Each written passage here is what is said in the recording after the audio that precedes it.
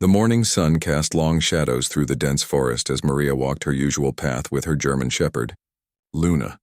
The dog had been restless all week, pulling toward the abandoned industrial area on the outskirts of town. Maria thought it was just curiosity, but Luna's behavior seemed different this time, more urgent. Luna suddenly broke free from her leash and sprinted toward a crumbling concrete building that had been empty for years. Maria called after her, but the dog disappeared around the corner of the structure. When she finally caught up, she found Luna scratching frantically at a heavy metal door, whining in a way she had never heard before. The building had once been a small manufacturing plant, but it had been closed for over a decade. Weeds grew through cracks in the concrete and rust stained the metal walls. Most people avoided this place, considering it dangerous and unstable, but Luna seemed determined to get inside.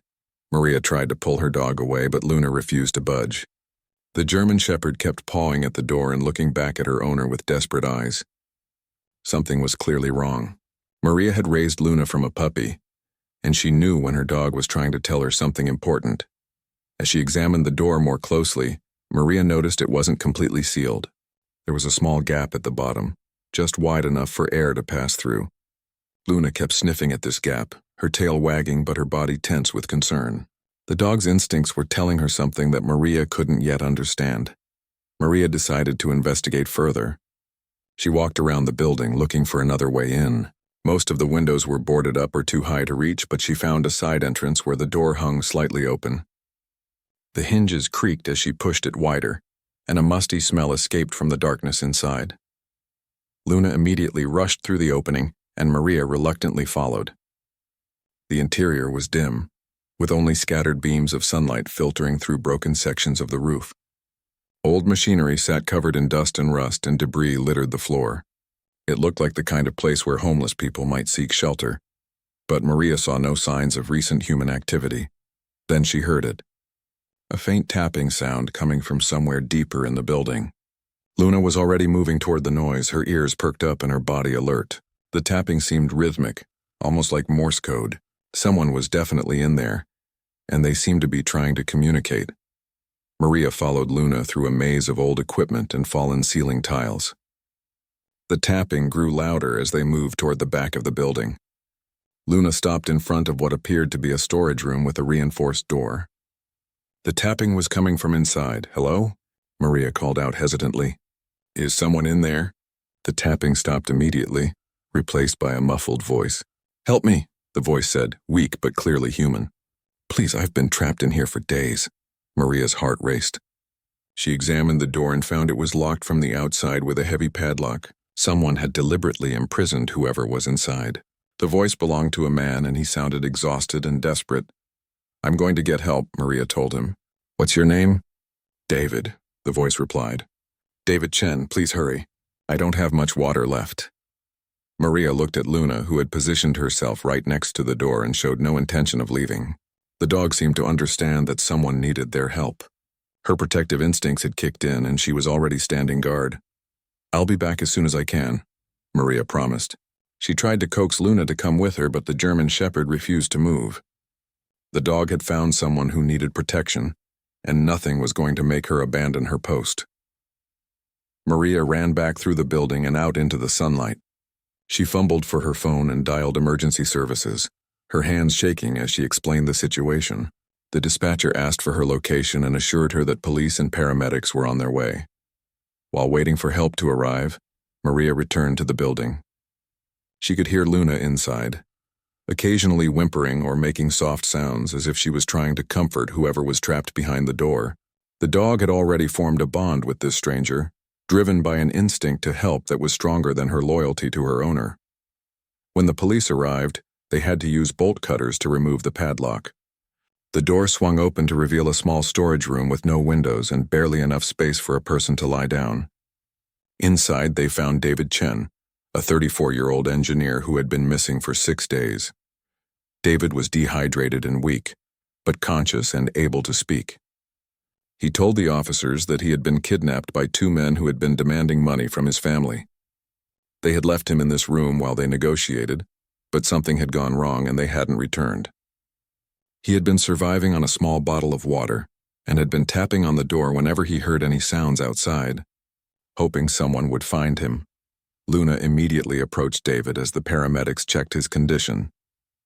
Despite never having met him before, the dog seemed to recognize that he had been through trauma. She sat quietly beside him as the medical team worked, offering the kind of calm presence that only animals can provide. David reached out with a shaky hand to pet Luna's head. "Thank you, girl," he whispered. "You saved my life." As the paramedics prepared to transport David to the hospital, Luna showed no signs of wanting to leave his side. Maria had to gently pull her away, promising the dog that they would visit David once he was better. Luna looked back at David as they loaded him into the ambulance, her tail wagging slowly as if she was saying goodbye to a friend. The police immediately began investigating David's kidnapping, using the information he provided to track down his captors. But for Maria and Luna, this was just the beginning of an extraordinary friendship. The German Shepherd had used her remarkable instincts to save a human life, and neither she nor her owner would ever forget the importance of trusting those instincts when someone needed help. 3 days after David's rescue, Maria received a phone call that surprised her. It was David himself calling from his hospital bed. His voice was stronger now, though still tired from his ordeal. He wanted to thank Luna personally and asked if he could see her again. Maria visited the hospital that afternoon with Luna by her side.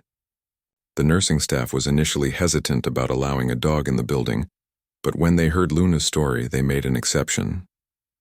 David was in a private room on the 3rd floor, recovering from dehydration and the psychological trauma of his imprisonment.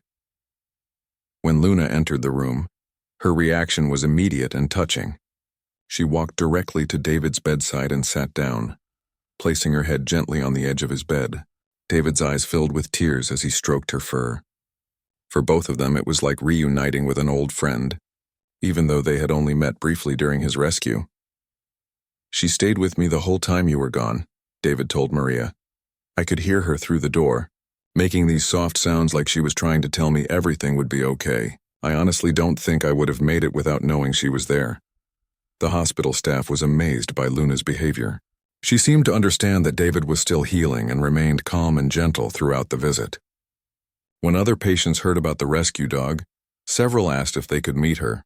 Luna graciously accepted attention from everyone, but her focus always returned to David. Dr. Sarah Mitchell, David's attending physician, was particularly interested in Luna's effect on her patient. "I've seen therapy dogs before," she told Maria, "but this is different. Luna seems to have a genuine emotional connection with David. His stress levels drop significantly when she's here." David's family had flown in from across the country after learning about his kidnapping. His parents, Robert and Linda Chen, were initially skeptical about the dog visits. They worried that too much excitement might interfere with their son's recovery. But when they saw how calm and happy David became around Luna, their concerns disappeared. "It's like she understands exactly what he's been through," Linda observed. "She doesn't try to play or get excited like most dogs would. She just provides this peaceful presence that helps him feel safe." The police investigation into David's kidnapping was progressing slowly. The 2 men who had taken him were still at large, and David struggled with anxiety about their potential return. He had trouble sleeping and was constantly worried that they might try to hurt him or his family again.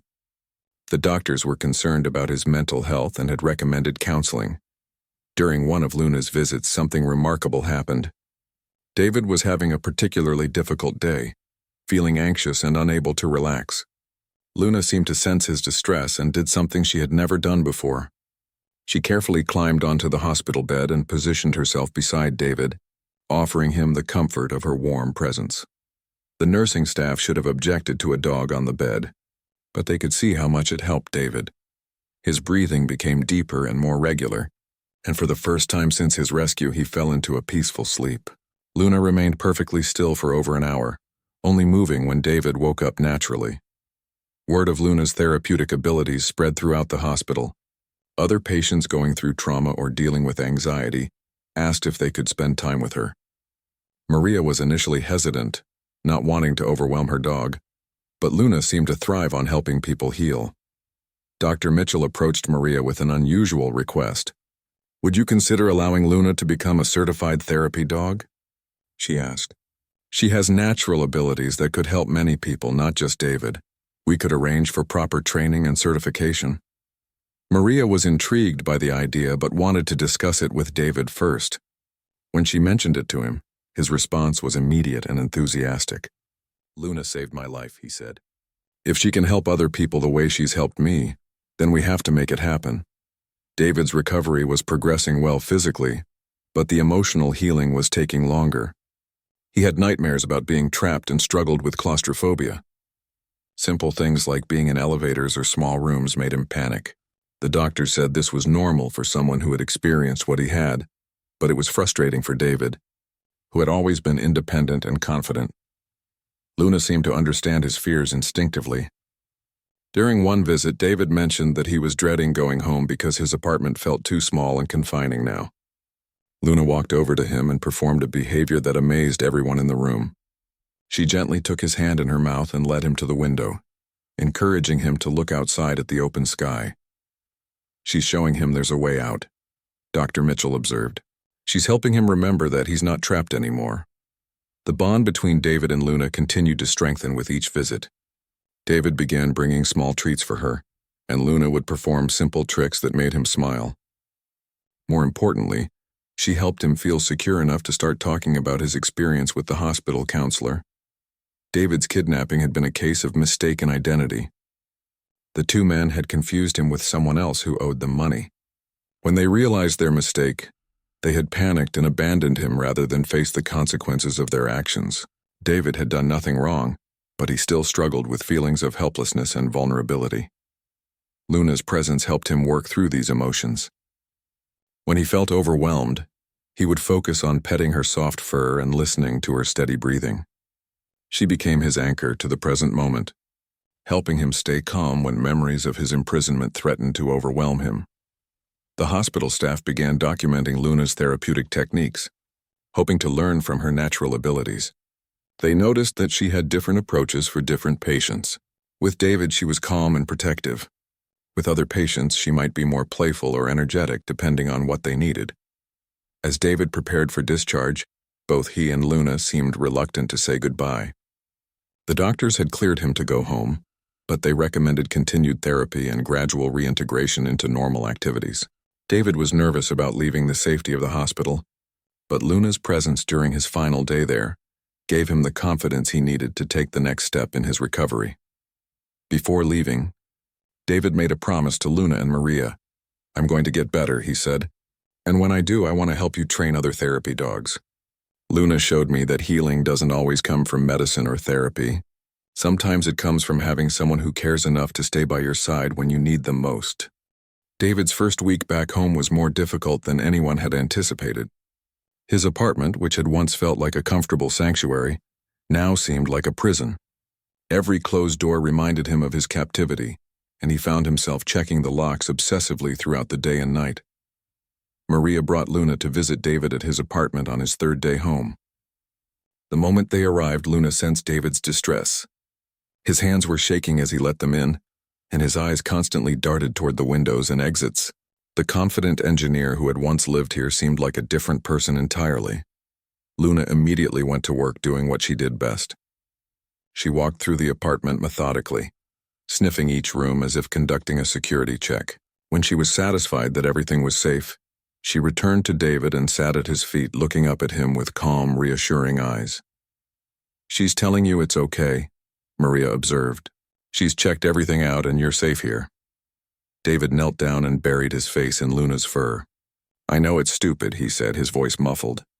"I know those men are probably hundreds of miles away by now, but I can't stop feeling like they're watching me, waiting to grab me again." The police had made some progress in their investigation. They had identified the two kidnappers through security footage from near the abandoned building, but the men had fled the state and were still being pursued. Detective Sarah Williams, who was leading the case, had warned David that it might take months to apprehend them. Dr. Martinez, David's therapist, had explained that his fears were a normal response to trauma. "Your brain is trying to protect you," she had told him. "It's on high alert because it doesn't want you to be caught off guard again. The challenge is learning to turn down that alarm system when you're actually safe." Luna seemed to understand this better than any human could. During her visits, she would position herself between David and the door, as if standing guard. But unlike a human bodyguard, her presence was calming rather than alarming. She helped David feel protected without making him feel more anxious. David's employer, Tech Solutions Inc., had been understanding about his situation. They had given him extended medical leave and assured him that his job would be waiting when he was ready to return. His manager, Jennifer Adams, had even offered to let him work from home initially. But David worried that isolating himself further might make his recovery more difficult. During one of Luna's visits, David shared his concerns with Maria. "I used to love my job," he said.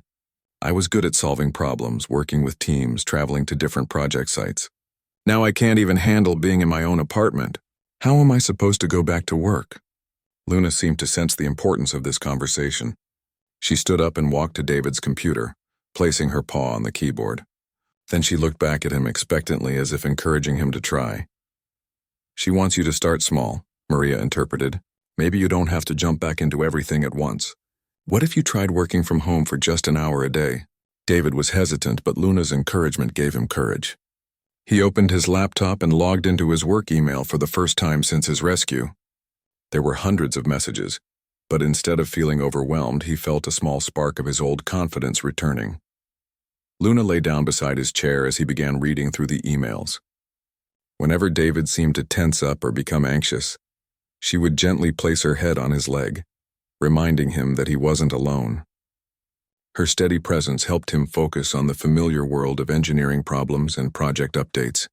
After an hour of work, David felt more like himself than he had since his rescue. "I think I can do this," he told Luna, scratching behind her ears.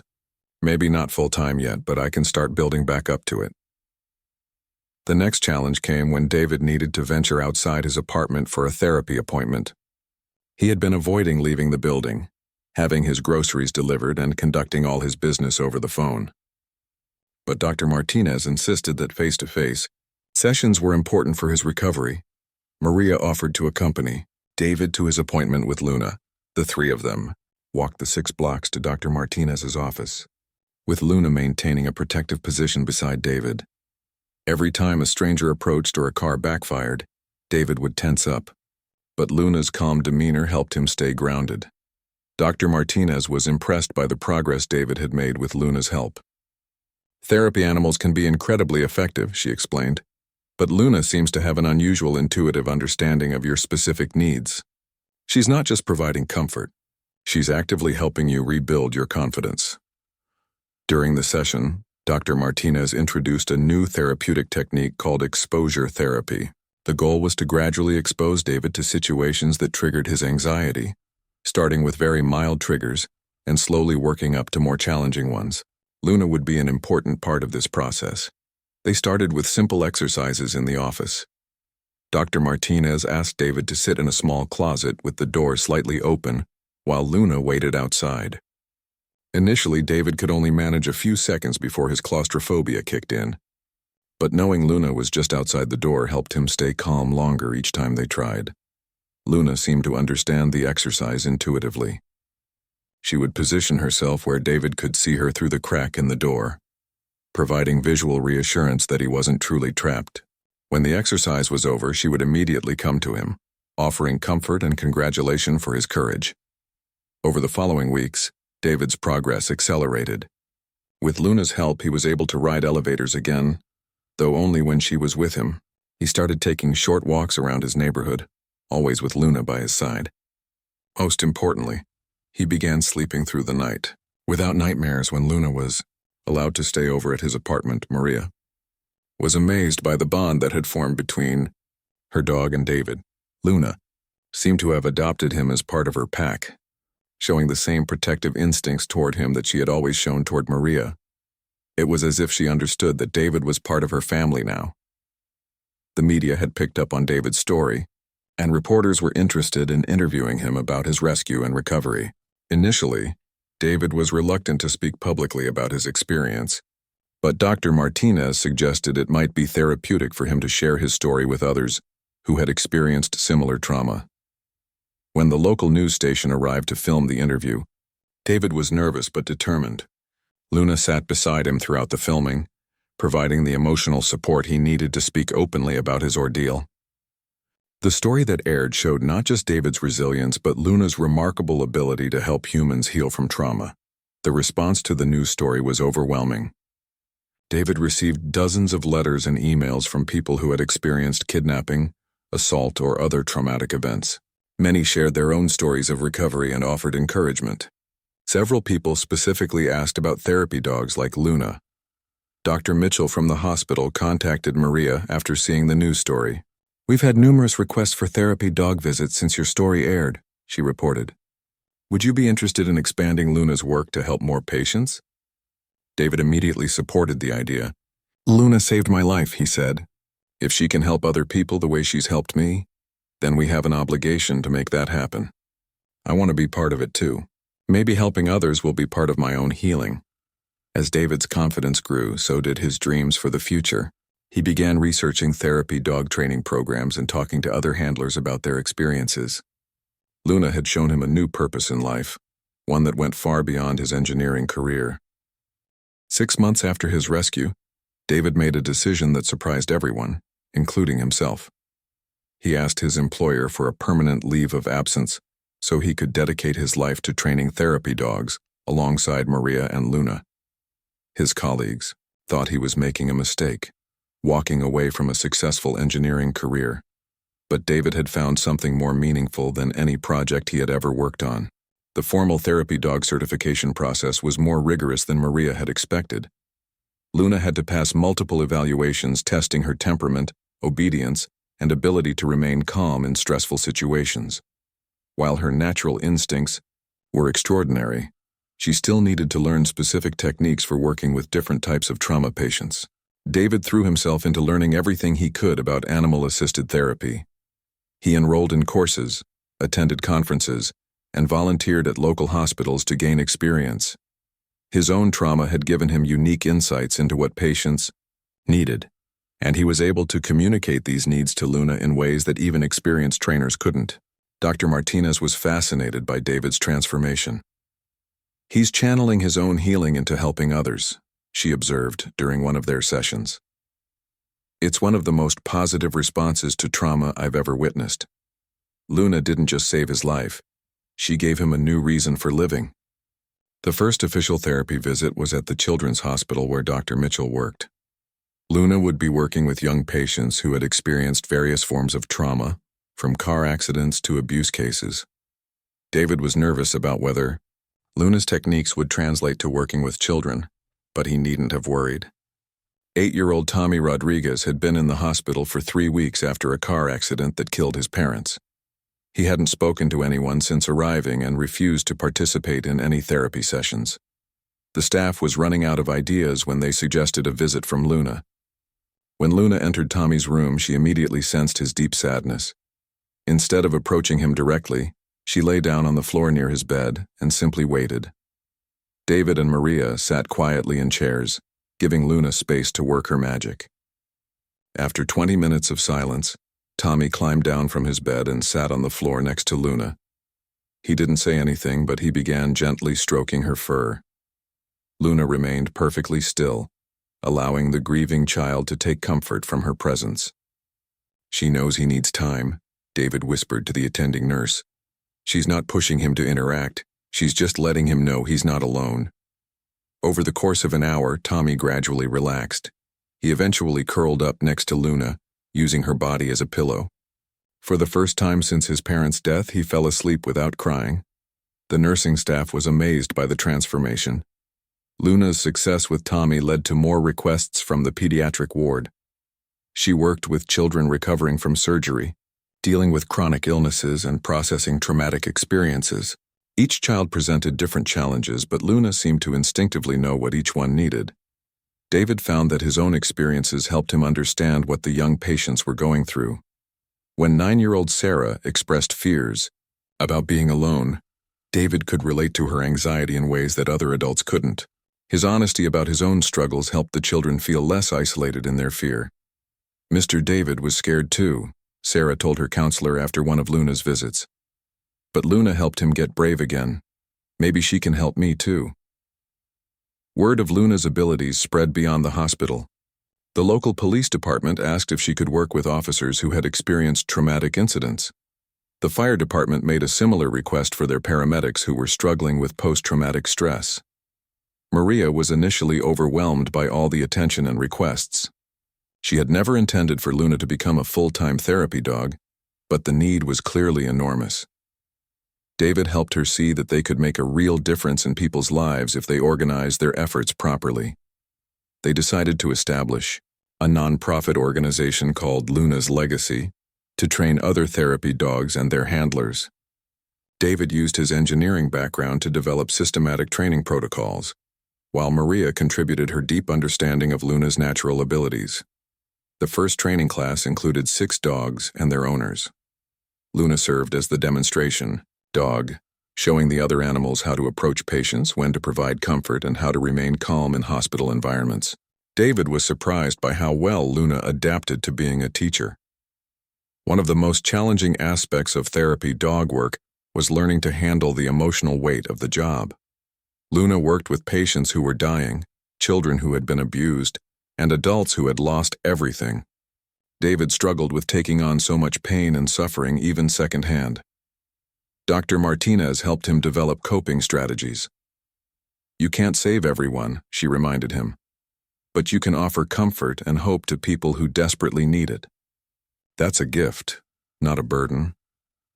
Luna seemed to understand this balance naturally. She would give everything she had to each patient, but at the end of the day, she would return to being a regular dog, playing fetch and enjoying simple pleasures. David learned to follow her example, separating his work life from his personal healing time. The police investigation into David's kidnapping finally bore fruit when the 2 perpetrators were arrested in another state. They had been involved in several other crimes and were facing multiple charges. David was asked to testify at their trial, which brought back many difficult memories. Luna accompanied David to the courthouse on the day of his testimony. She waited outside the courtroom while he spoke, but her presence in the building gave him the strength he needed to face his attackers. When he emerged from the courtroom, she was there to comfort him through the emotional aftermath. The trial was covered extensively in the local media, which brought even more attention to Luna's story. National news outlets picked up the story, and David found himself being interviewed on television programs about trauma recovery and animal-assisted therapy. The exposure led to opportunities they had never imagined. A publisher approached David about writing a book about his experience and Luna's role in his recovery. Several hospitals in other states asked if Luna could visit their patients. A major pet food company offered to sponsor their non-profit organization. David was careful not to let the attention go to his head. "This isn't about fame," he told Maria. "It's about helping people heal.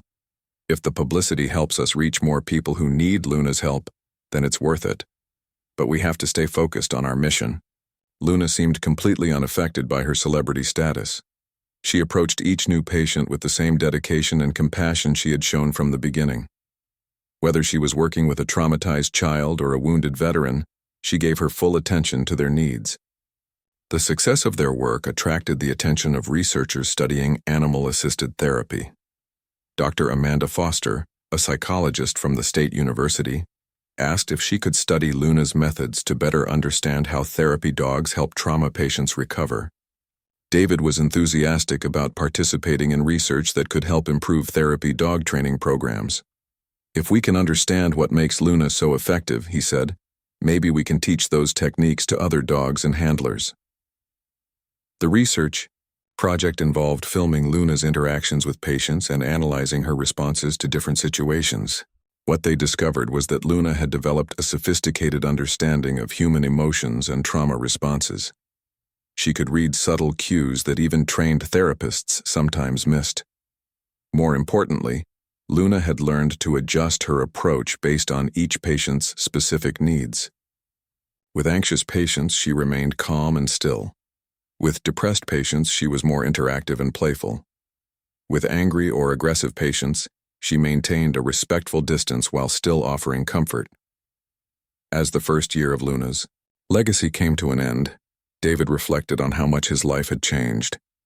The scared, traumatized man who had been rescued from that abandoned building had transformed into someone who helped others find hope in their darkest moments. Luna had not only saved his life, she had shown him how to save others. 2 years after Luna's legacy was founded, the organization had grown beyond anything David and Maria had imagined. They now had 15 certified therapy dog teams working across 5 states, and requests for their services came in daily from hospitals, schools, and rehabilitation centers. Luna, now 6 years old, had become the most experienced therapy dog anyone had ever seen. She had worked with over 300 patients and had been instrumental in training dozens of other therapy dogs. But with success came new challenges that tested everyone's limits. The most difficult case came when Luna was asked to work with veterans at the Regional Veterans Affairs Hospital. Many of these patients were dealing with severe PTSD from combat experiences, and their trauma manifested in ways that were different from civilian patients. Sergeant Michael Thompson had been home from Afghanistan for 2 years, but still struggled with nightmares, flashbacks, and violent outbursts. He had been through multiple treatment programs without success and was skeptical about the idea of a therapy dog helping him. "I don't need some pet to fix me," he told David during their first meeting. "I've seen things that would break that dog's spirit in 5 minutes." Luna seemed to understand Michael's hostility wasn't really directed at her. She maintained a respectful distance, lying quietly in the corner of the room while David talked with Michael about his experiences. She didn't try to approach or seek attention, but her presence was calming in a way that surprised the veteran. During their 3rd session, Michael had a severe flashback triggered by a helicopter flying over the hospital. He became disoriented and aggressive, reliving a firefight from his deployment. The staff was about to intervene when Luna did something remarkable. She approached Michael slowly and deliberately, positioning herself directly in his line of sight. She didn't try to touch him or get close, but she maintained steady eye contact until Michael's awareness returned to the present moment. Her calm presence helped anchor him to reality. "How did she know to do that?" Michael asked afterward, still shaking from the experience. "It was like she could see what was happening in my head." David explained that Luna had learned to recognize the signs of flashbacks and dissociation from working with other trauma patients. "She's developed her own techniques for helping people stay grounded," he said. "We don't fully understand how she does it, but the results speak for themselves." Michael's progress with Luna was slow but steady. Unlike civilian trauma patients, he needed Luna to be strong and confident rather than gentle and nurturing. Luna adapted her approach, becoming more of a steady companion than a comforting presence. She helped Michael feel less isolated without making him feel vulnerable. The work with veterans brought new attention to Luna's legacy, but it also highlighted the emotional toll the work was taking on everyone involved. Maria noticed that Luna was becoming tired more easily and seemed less enthusiastic about new cases. Dr. Foster, the researcher who had been studying Luna's methods, was concerned about burnout.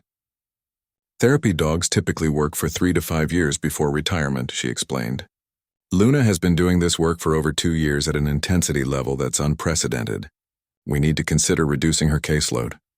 David was reluctant to limit Luna's work when so many people needed her help, but he couldn't ignore the signs that she was becoming overwhelmed. They decided to focus on training other dogs to carry on Luna's work while gradually reducing her direct patient contact. The training program had evolved significantly since its early days. David had developed a comprehensive curriculum that combined Luna's intuitive methods with scientific understanding of trauma recovery. New handlers learned not just how to work with therapy dogs, but how to read patients' emotional states and respond appropriately. One of their most successful graduates was a golden retriever named Buddy, whose handler was a former nurse named Rebecca Martinez. Buddy had learned Luna's technique of remaining still during patient distress and had developed his own specialty, working with elderly patients in nursing homes. Another success story was Max, a German Shepherd like Luna, who worked specifically with children who had been victims of abuse. Max's handler, Detective Lisa Chen, used him during interviews with young witnesses, helping them feel safe enough to share their experiences. As Luna's legacy expanded, so did the complexity of their operations. They needed to coordinate schedules across multiple hospitals, maintain certification standards for all their teams, and secure funding for their growing programs. David found himself spending more time on administration and less time doing the direct patient work he loved. The solution came from an unexpected source. Jennifer Adams, David's former manager at Tech Solutions, had been following his work with Luna's legacy and was impressed by the organization's growth. She offered to volunteer her business management skills to help streamline their operations. "You've built something amazing," Jennifer told David, "but you need to let other people handle the business side so you can focus on what you do best. You and Luna shouldn't be spending your time writing grant proposals and managing schedules." With Jennifer's help, Luna's legacy became more efficient and better organized. They hired professional staff to handle administrative tasks, allowing David and Maria to focus on training and direct patient care. This change reinvigorated their passion for the work and gave Luna more energy for her interactions with patients. The organization's success attracted the attention of major foundations and government agencies. The National Institute of Mental Health awarded them a significant grant to study the effectiveness of their training methods. The Department of Veterans Affairs contracted with them to expand their programs to VA hospitals nationwide. But success also brought new pressures. Media attention sometimes felt intrusive, and David worried that the focus on Luna's story was overshadowing the broader mission of helping trauma patients. He was careful to redirect interviews toward the importance of therapy dog programs in general, rather than just Luna's individual achievements.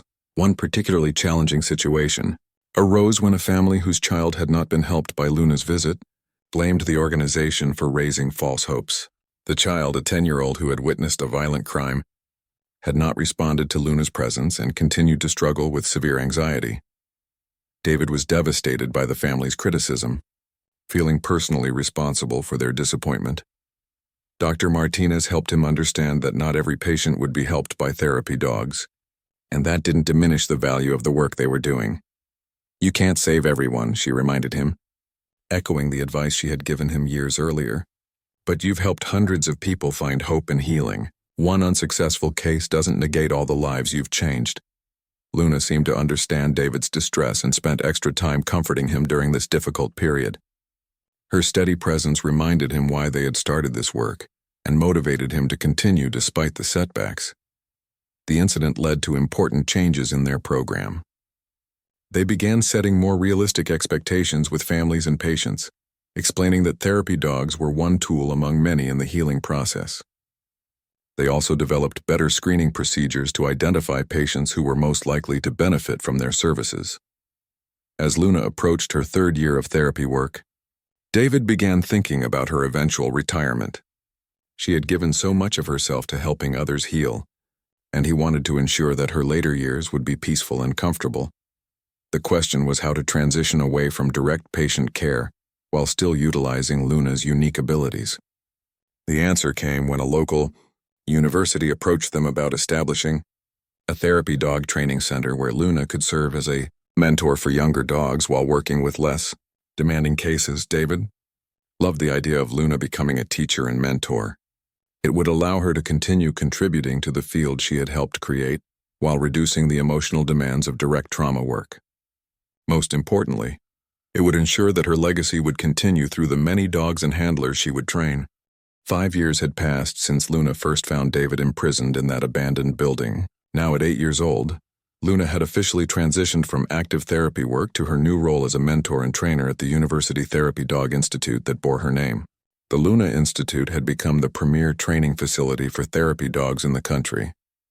David stood in the spacious training facility, watching Luna work with a young border collie named Scout. The puppy was learning the fundamentals of patient interaction, and Luna demonstrated each technique with the patience of a master teacher. Her movements were slower now, but her intelligence and compassion remained as sharp as ever. "She's remarkable," said Dr. James Wright, the Institute's director. "I've never seen an animal teach other animals with such deliberate intention. She seems to understand that she's passing on knowledge that will help future patients." The Institute had documented over 150 successful therapy dog graduations since Luna began teaching there. Each dog carried forward some aspect of her methods, creating a network of healing that stretched across the continent. Veterans hospitals, children's facilities, and trauma centers all relied on dogs trained in Luna's techniques. Maria visited the Institute every day, even though she no longer needed to bring Luna to work. At 62, she had decided to semi-retire from active therapy work. But she couldn't stay away from the place where she and Luna had found their life's purpose. She often sat in on training sessions, sharing stories about Luna's early cases with new handlers. People ask me if I ever expected Luna to have this kind of impact, Maria told a group of new students. The truth is, I just thought I had a smart, compassionate dog. I never imagined she would change so many lives, including my own. David had found his perfect role as the Institute's Director of Training and Patient Services. He oversaw the development of new therapeutic techniques, while maintaining direct contact with patients through carefully selected cases. His own trauma had become a source of strength, allowing him to connect with people in ways that textbook knowledge never could. The research conducted at the Institute had revolutionized understanding of animal-assisted therapy. Dr. Foster's studies of Luna's methods had been published in major medical journals and were now taught in psychology and veterinary schools worldwide. The Luna protocol had become the gold standard for therapy dog training. One particularly significant breakthrough came when researchers discovered that Luna had been using specific breathing patterns and body positioning to help regulate patients' stress responses. This discovery led to new training techniques that could be taught to other dogs, multiplying Luna's impact exponentially. The most moving moment of the year came when Sergeant Michael Thompson, the veteran who had initially resisted Luna's help, brought his own dog to the Institute for therapy training. Max, a rescue dog with his own traumatic past, had shown natural healing abilities that reminded Michael of Luna. "Luna saved my life," Michael told David during the orientation session. "Now I want to help Max save other people's lives.